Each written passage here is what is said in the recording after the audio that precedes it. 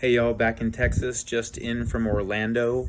I went to the Channel Company's Mid-Sized Enterprise Summit, which is the largest North American gathering of senior IT execs.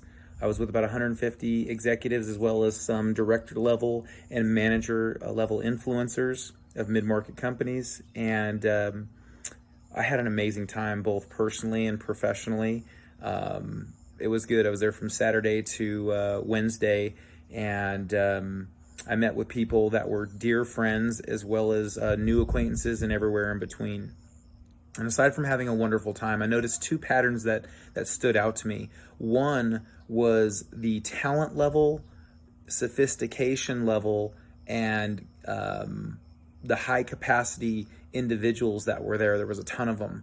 And I had some great conversations. So that was one of the threads that I noticed. And the second thread that I noticed was the number of high capacity people who were nowhere near their potential and their neurological quotient. In other words, their ability to reach their capacity in both relating and creating, because that's what happens when you're at the high end of your neurological quotient, is that you're maxing out your ability to relate both to yourself and to others, which includes influence, and then secondarily your ability to create, both your ability to innovate, problem solve, ingenuity, even artistry. And so I realized that a lot of people that know it aren't familiar with the idea of the neurological quotient. That's a phrase that I'm coining, that the idea we've been talking about in science for 60 years, but there's not really a good name for it. So we're going with neurological quotient. And secondarily, and possibly more importantly, that most people don't know how to spot it, that their nervous system and their brain isn't firing on all cylinders. And it doesn't mean people aren't intelligent. It doesn't mean they're not high capacity. It just means they're not close to their potential. And so some of the signs that you would see is easily agitated, stress and anxiety frequently, easily frustrated, teeth grinding at night,